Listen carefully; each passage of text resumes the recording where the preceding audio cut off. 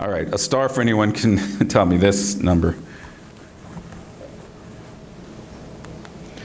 Dead in the American desert since 2000.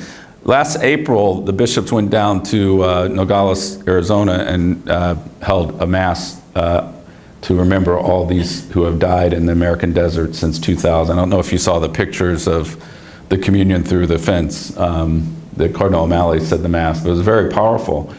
That number is really low, actually. That's what, you know, our government says, but according to some of the advocates, it's higher than that. So what am I painting here? What's the system that the bishops are concerned about? I call it a nod, nod, wink, wink system. If it's broke, do not fix it. Why bother? It's working for the powerful. We've got people filling jobs. We don't have to provide them any benefits necessarily. We don't have to provide them legal status. They're contributing in agriculture and construction and service industries. We can scapegoat them when they want. They don't have the power to stand up for themselves or any rights in this country. What's the problem? And I think that's an element that's going on here. That's why we don't get real enforcement in the workplace, because everything's working. Do we want cheap food? Don't say anything. I mean, that's really it's a macro issue here that's going on. It's not just, you know, everyone talks about the personal moral issue of someone breaking the law when they cross the border. Let's talk about the issue, the sin on our country, for what's really going on here. It's not just our country, though. It's the region. You know, it's not just a U.S. problem. It's the sending countries, too. Remember I pointed out the remittances? Well, the remittances, you know, the governments that are sending these countries are saying, yeah, El Norte, and make sure you send the remittances back. And do we have a responsibility to these people? No, we'll just tell them to migrate. Go to the U.S. Do they, you know, does NAFTA impact this? Does CAFTA, these are trade agreements, CAFTA impact these low-skilled farmers or farm workers that are in these countries that can't make a living? We aren't even discussing that, and we have to look at that. Are remittances the development model we want to return to? I don't think so. We want sustainable economic development. If you go down to Central America, you see incredible poverty on one block, and you see a beautiful mansion on the other. What is that? Well, it could be drug related, but it also could be remittances. Is that how we want to have a long-term development model? I don't think so. So I like to make the analogy that migrants are the pawns in the game of globalization. If the world was a chessboard, the migrants would be the pawns, and then the countries would be the sovereigns, and the pawns are disposable at the service of the sovereigns. And in fact, Pope Francis, in one of his talks at Lampedusa, which I'll get into, made that comparison as well, that they were pawns in the system. So what's the issue here? Is the issue here, oh, they've broken the law, so let's throw the book at them? No. What the church is saying is that this global system must change. Why? Because information's being traded at a moment's notice, goods are being traded at a moment's notice, capital is being traded at a moment's notice. But no, people, we can't handle people. No. We're not gonna provide legal avenues for people to go where the jobs are safely and with some protections. No. But if they get there, we'll make sure that we take what we can from them. So, you know, it's a thing called, and Pope Francis is prophetic on this. He's amazing on it. He called it the globalization of indifference. What he's saying is that we live in a globalized world. And I didn't go through all the papal teachings, because I didn't think I had the time, but John Paul II, Pope Benedict, and also Pope Francis have been talking about migration in terms of globalization, that things are moving, that the world's becoming smaller, that we're all one big community, and that the losers in this are the people who are the laborers. So the first thing that Pope Francis did outside of Rome, his first trip outside of Rome was to, does anybody know? The island of Lampedusa, which is about 100 miles off of Africa. It's an Italian island where all the migrants try to get to Europe. There was a huge tragedy of 2,000 of them dying in a boat because and drowning. He went down to Lampedusa, said a mass, laid a wreath in the water for these people, which inspired actually the mass at the border that we did. And he in his talk, he said there's a globalization of indifference to these people and this has to change. And that we all live in a throwaway culture. These people have human rights and human dignity and we cannot stand this anymore of these people dying and no one caring and blaming them for it. So it's a global problem as much as a national problem. How do we solve this challenge? And I'll go through this quickly. This is what we want to see in any immigration bill. We want to see a path to citizenship. People come out of the shadows. People are able to, work and be without fear. What does this give us? It gives us security. Don't we want to know who these people are? We did a poll maybe 3 or 4 years ago, it's dated, of Catholics, and 69% of Catholics said they support a path to citizenship if people register with the government. Well, sure they're going to register with the government. But what that says is that there's this perception out there that undocumented immigrants are getting away with things that we're not getting away with, that they're not playing by the rules. We want to get them in the system. Congress says we'll get them a green card in 15 years. You talk to people on the street, they say that's too long. They should be in 6 or 7, 5. So sometimes the people are ahead of the politicians in these things. So security, what does this do? No more family separation, at least for a while. Because if you get the parents legalized, then they're not going to be deported, the family's intact. We would argue that you get a better economy because people can come out and work fully, pay their full taxes, pay their Social Security, although they do that already anyway, many of them. And also the issue of healthcare access, which of course is one of your main concern here, is it's been shown that if someone's is legal or has a legal status, they're more able to be able to access healthcare either mainly through their employers, because the laws on the book federally is that, if you're a legal immigrant, you have to wait 5 years to get federal means tested benefits. In the Senate bill that passed last year, those who would get legal status up front are barred from the subsidies in the Affordable Care Act. They can buy into the system with using their own money, but they're not eligible for the subsidies until they get a green card 10 years later.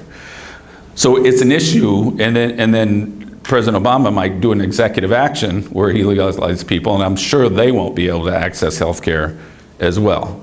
So it's an issue, my point is it's an issue in the immigration debate that has been lost or has been dismissed. And Obama's been one of them that's done it because he knows how hard it is just to get immigration passed. To have them have access to health care is even harder.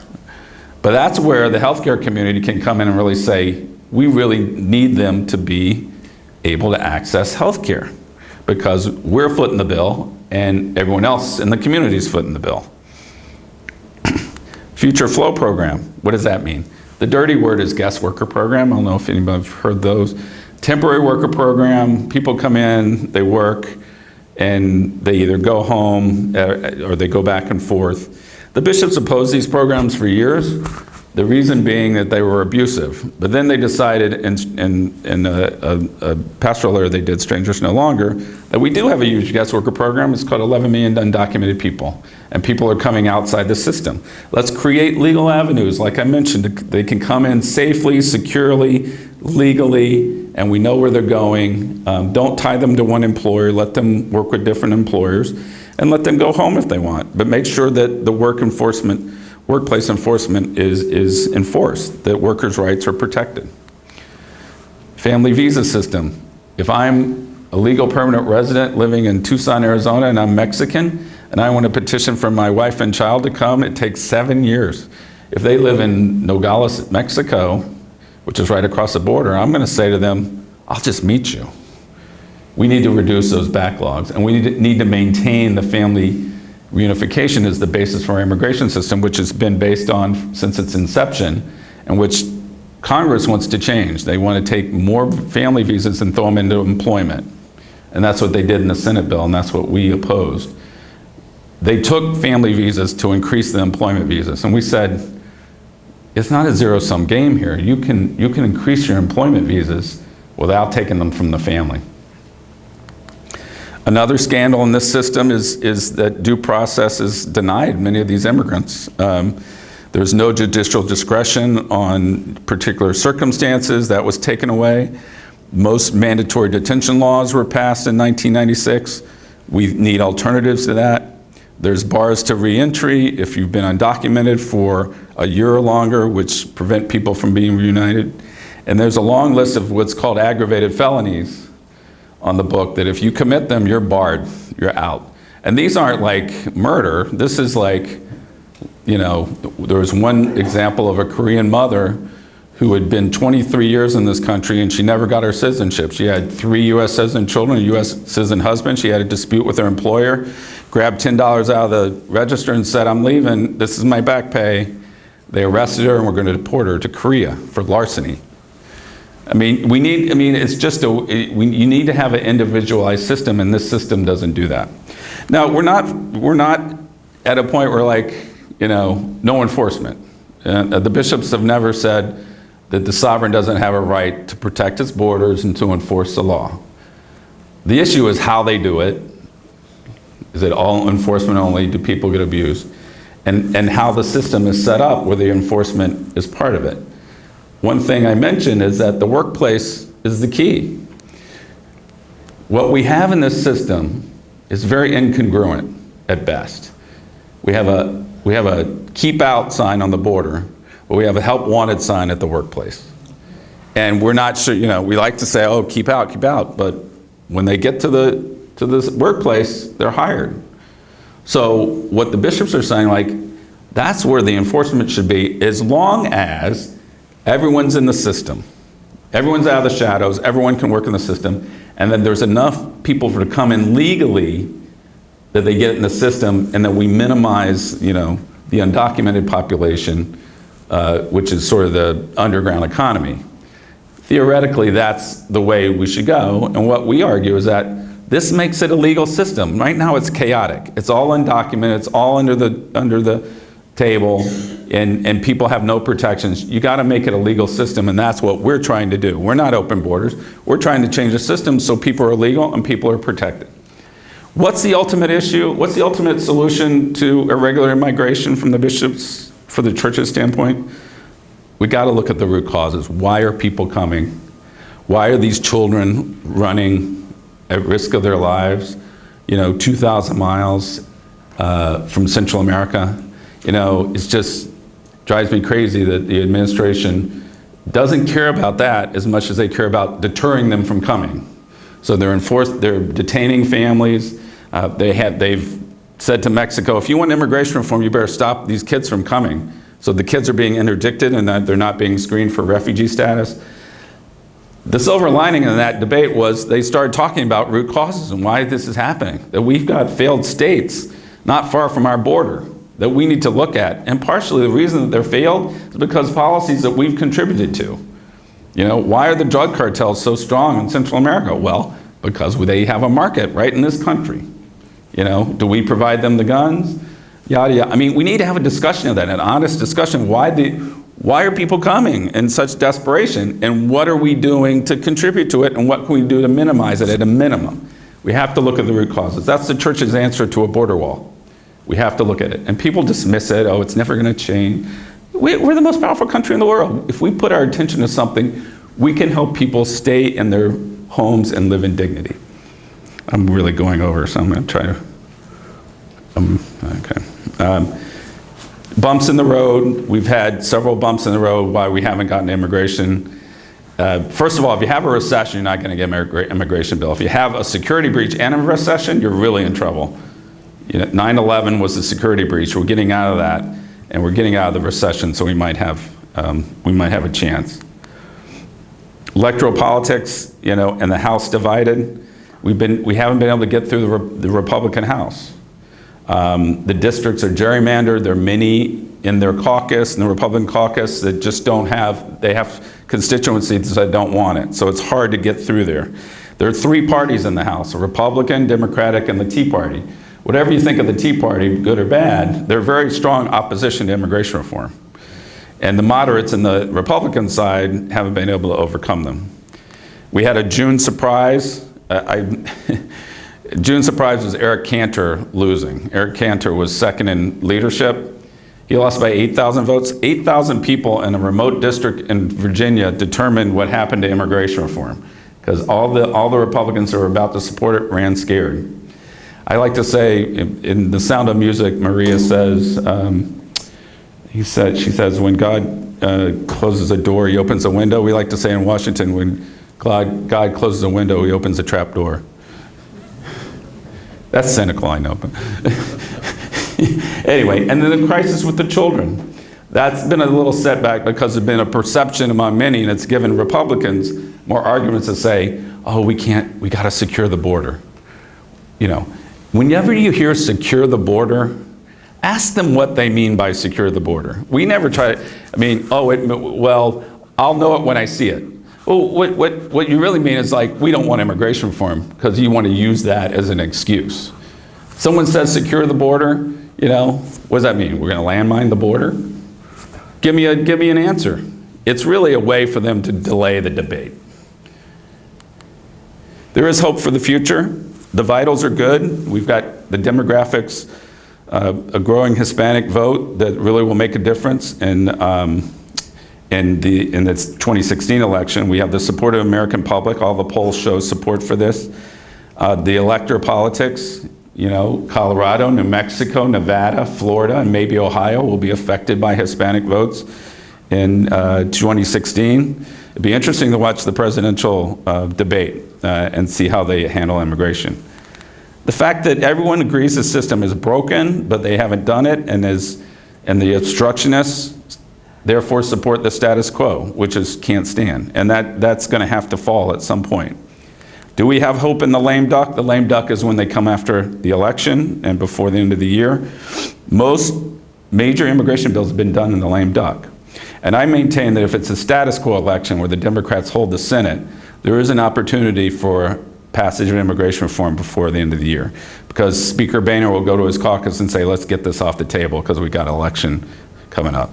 If they don't do it, and they continue to not do it, then they're quack doctors. They're political malpractice, and they should be voted out of office, in my opinion. We do have hope that President Obama will have an executive action by the end of the year. He's promised this, where he would use his executive authority to protect a large number of people.